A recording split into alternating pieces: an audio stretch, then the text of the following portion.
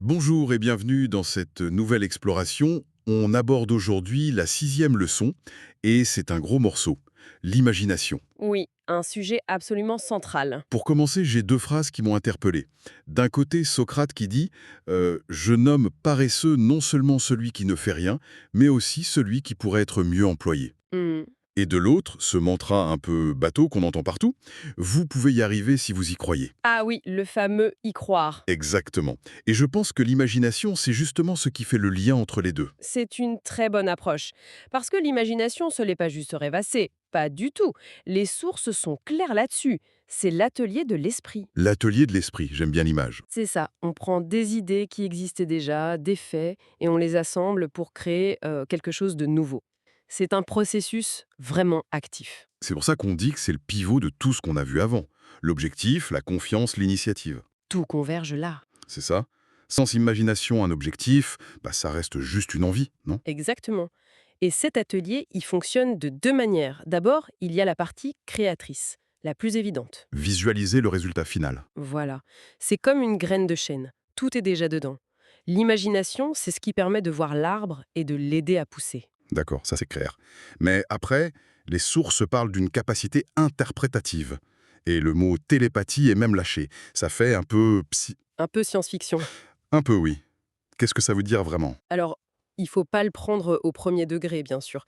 C'est une métaphore. Une métaphore pour parler d'une intuition très très fine. D'accord. L'idée, c'est que notre esprit, quand il est bien concentré, il devient comme une antenne. Il capte les signaux faibles, Le non-verbal, l'ambiance. c'est ça. On sent les choses. C'est cette capacité à interpréter ce qui n'est pas dit. Ça me fait penser à la loi de l'attraction. C'est complètement lié. Le principe que les semblables s'attirent. Si l'esprit est focalisé sur l'échec, sur le doute, Il va émettre des ondes négatives pour rester dans la métaphore. tout à fait. Et ses actions vont suivre.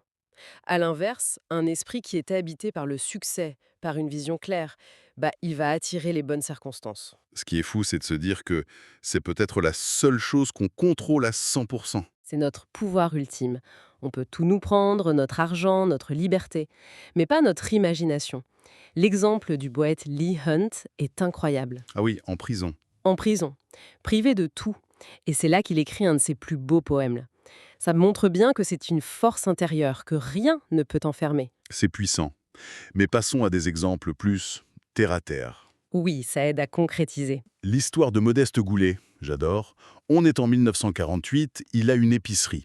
Et il voit sa femme s'épuiser derrière le comptoir avec une file de clients qui n'en finit pas. Le quotidien de beaucoup de commerçants de l'époque. Exactement. Et au lieu de juste se plaindre, son imagination s'active. Il se pose une question toute simple. Et si? Et si les gens se servaient eux-mêmes? Et voilà, le premier libre-service de France est né. C'est fou, hein? Une idée révolutionnaire qui part d'une frustration du quotidien. Ça montre qu'il ne faut pas chercher midi à 14 heures. Il a simplement réorganisé le système. C'est la même logique pour Edison et l'ampoule. Justement, parlons-en. On dit souvent qu'il a eu 1% d'inspiration et 99% de transpiration. Est-ce que c'est pas plus du travail acharné que de l'imagination? C'est une bonne question, mais les deux sont liés. L'imagination, c'est la carte trésor. La transpiration, c'est creuser. Sans carte, On peut creuser longtemps pour rien. voilà. Sa vision, son imagination, c'était d'avoir une lumière durable et pas chère. C'est ça qui a guidé ses milliers d'essais. Il ne testait pas au hasard. D'accord, je vois. L'imagination donne la direction.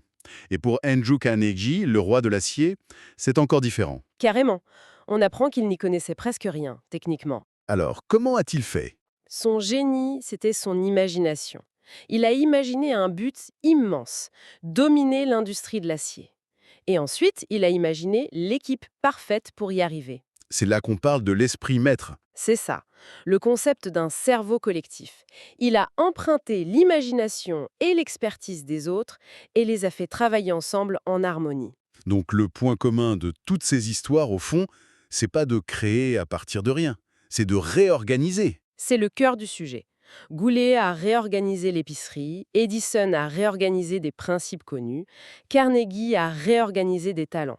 C'est l'art de voir le puzzle là où d'autres ne voient que des pièces éparpillées. Et ce principe s'applique aussi à des choses plus quotidiennes, comme la vente. Ah oui, c'est un excellent exemple. Il y a cette anecdote du client qui cherche un costume. Le mauvais vendeur. Le très mauvais vendeur. Impatient, qui finit par traiter le client d'ignorant. Vente ratée, client perdu. Zéro imagination. Il est incapable de se mettre à la place de l'autre. Et à l'opposé, il y a l'expérience de l'auteur à Paris pour un manteau. Voilà, le bon vendeur. Il observe, il ne brusque pas. Il invite le client à imaginer, à toucher la matière, à se voir avec le manteau. Il ne vend pas un produit, il vend une expérience. Exactement.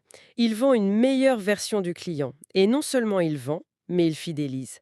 C'est un artiste de l'imagination.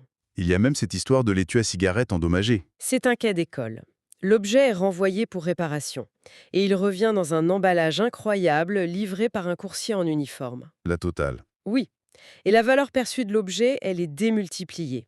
Uniquement grâce à l'imagination mise de la présentation. C'est ça créer de la valeur. Ce départ. Le point de départ de toute réalisation. C'est l'atelier où l'on dessine les plans. Et en y pensant, la phrase de Socrate sur la paresse prend tout son sens. La paresse, c'est peut-être juste ne pas utiliser son imagination. Ne pas chercher à être mieux employé, comme il dit. C'est une très belle synthèse. Et le croire pour y arriver n'est plus de la pensée magique. C'est une instruction. L'ordre de commencer à construire dans sa tête. Absolument. Et pour finir, peut-être une question à laisser en suspens. Allons-y. Les sources comparent l'imagination au miroir de l'âme. Si c'est vrai, la question est simple. Que reflète ce miroir quand on le regarde? Nos peurs? Nos doutes? Ou l'objectif qu'on veut atteindre? Et surtout, qu'est-ce qu'on choisirait d'y projeter volontairement pour façonner la réalité qu'on désire vraiment? C'est une excellente question pour conclure. Merci beaucoup. Merci à vous. Notre exploration continuera avec la 7e leçon, qui portera sur un moteur tout aussi puissant. L'enthousiasme. Nous vous invitons à nous rejoindre.